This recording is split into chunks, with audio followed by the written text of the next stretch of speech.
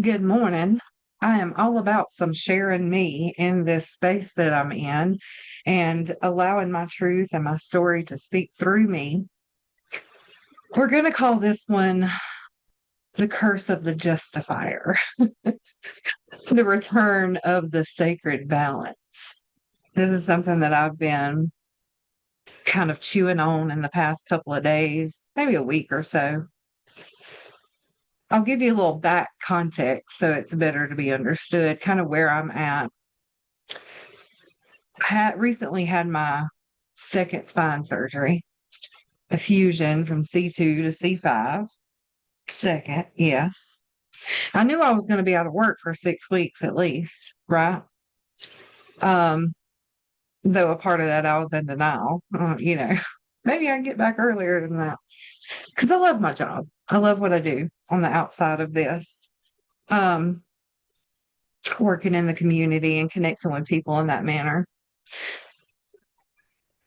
But after the 6 weeks, I still had limitations because I still got a lot of stuff going on.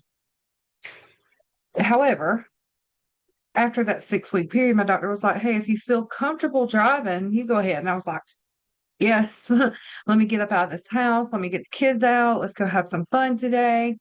We went to the splash pad, and on the way back home, my Jeep broke down.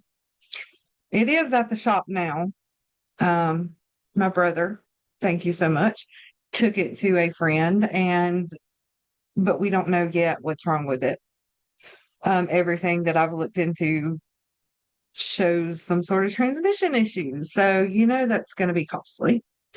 And then I found out, oh, I can't go back to work with these limitations. So now I'm going to be out 6 more weeks. So I was like, whew, okay, universe. I think I'm going to need a little assistance here. And so I opened that space and I created a GoFundMe. And I've had a couple of donations on there. And I was telling my sister about this, a gift that I received, a gift that maybe in some circles wouldn't seem like much, but for me, being in this time of need, it is everything. I'm out of work. I'm still trying to recover. I'm needing my car fixed for when I do go back to work because I do a lot of driving. I need my life to keep moving, right? And so I was like, yeah, let's do this. Let's get this momentum going. And when I was sharing it with my sister, I noticed something. I started trying to justify why someone would gift me something. You know, maybe I did something for them. Maybe it's an equal energy exchange. Maybe I helped them in some sort of way. I noticed that I was sitting there trying to justify it, that I could not just simply be open to receive it. And that question led me deeper. And I started feeling into, the curse of the justifier. For many of us, especially those who have spent their lifetime giving, pouring themselves out, listening and healing and, knowing the depths of what others avoid, we've been trained to earn everything. We've been wired to explain our very existence, to make ourselves small so that no one ever actually calls us too much. Hold, please. We forget the sacred law of flow somehow. I know it. I know the energy of flow, but many times I'll forget it. The sacred law of flow, not a transaction, not tit for tat, not what you can give, not how much you can pour out of yourself, but soul balance. We're not beggars waiting for scraps, and we are not hollow for needing. A lot of times when things like that happen, we wind up feeling some sort of guilt for it. That's where the justification comes in at. Forgetting that we are actually a living flame, sparks of this great weaving. Each of us a song sung by the stars just by being here. This isn't arrogance at all. This is a remembering. This is an awakening. This is alignment. Receiving is remembering. If we take a look in Hebrew, the word for receive is kabal. It's the root of Kabbalah, not just to receive, but to become the vessel for divine transmission. It's not about merit or deserving or some reward. It's about resonance. To receive is not to prove one's worth. And that's something I had to take a look at. And I will be working on that continuously until I embody that fact of that sacred flow. Okay. To receive is to remember we're already in tune with something ancient and holy, a rhythm that never stops pulsing underneath all of the chaos, right? Make sure. Yeah. We don't have to grab for it. We don't have to chase. If we can get into a space of openness and just allowing, that sacred flow begins. It's the spiral way. It's what I've been talking about here recently. And here's the wild part. Not long after that gift, it was simultaneously, I was in the middle of a tarot reading and I actually wound up refunding that person's money. I spoke truth, but their spirit wasn't ready to hold it. And I've had instances like these before. Anytime that I'm told to give, I give. And I don't think twice about it. I could feel this clear and calm energy as I gave it back.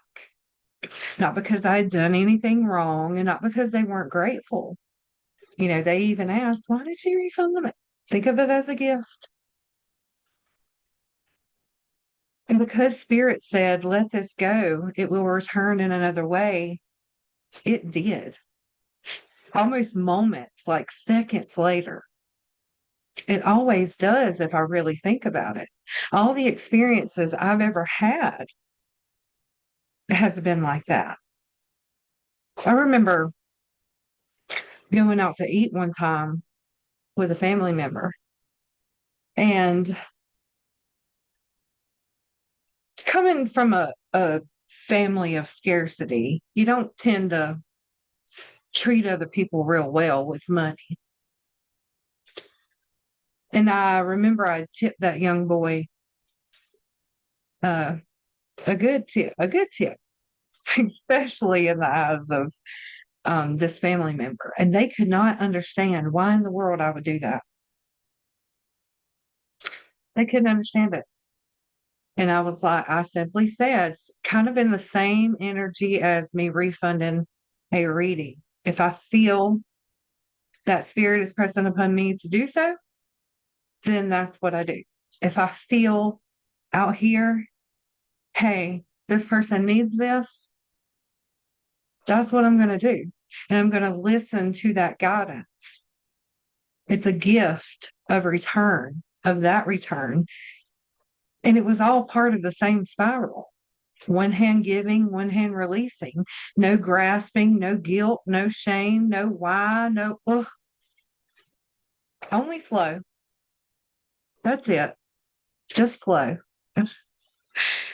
We're not holders of energy, graspers. We are beings to allow for that divine flow with open hands, giving and receiving.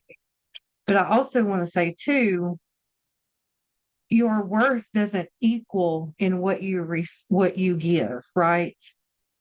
The way that you receive is not equal to what you give either. Think about it. I refunded a $20 reading. I received a much bigger sum in return. We don't have to hoard grace. We don't have to hoard the energy flow. We don't have to hoard anything, but open and allow. We're stewards of grace, of that energy, of that divinity, of that sacred flow. Truth is not transaction either. From the Gnostic scrolls, the sacred is never transactional. You can't sell truth. You can't invoice healing. You can't price peace. When you speak a word that rings like tuning forks in someone's bones, that is movement. And that is the best receiving of abundance I've ever felt. When you show up with your presence and someone breathes easier, that's medicine. The many times that I've sat in a space and had someone come over and accompany me and literally hear them say, I just wanted to be close to you. I wanted to feel your light. That also is receiving. And sometimes we may never see it in a return in a way that the world calls value. But if we can look just a little bit deeper on the things that we are receiving all around us, that return that we are getting, it opens that doorway for so much more. And sometimes that's money. Yeah. But sometimes it's abundance beyond that. Sometimes it comes in as stillness. Sometimes it comes in as cold chills, like on my arm right now. Sometimes it comes in as a dream that you didn't even know you were waiting for. Sometimes it comes in shapes of familiar faces, a pick me up word, a group, a community here, like at New Light Streaming Love. The light here never stops streaming, by the way.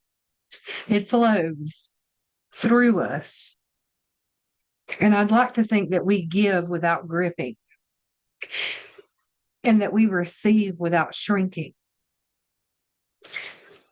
So I want to say, if you've ever felt like me and you felt like you had to justify or explain why you're being blessed, why you are receiving, stop. You are the explanation. Your breath is the explanation. Your being here is the explanation. You are deserving. You are worthy of it. You are the pulse that shifts the room. You are the answer walking on 2 feet.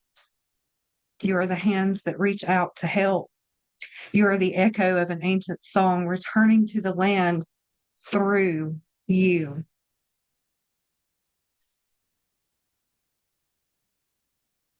I'm not a servant to be pitied, and I'm not a debtor to be repaid. I am a sacred vessel, a sacred mirror, too. And what I offer returns to me in the right rhythm. And I know that that's true. And right here in this space, I release shame. I release the curse of justifier, of the justification. And I release fear of being seen in my fullness. I am open to receiving just here as I stand. I am aligned to that.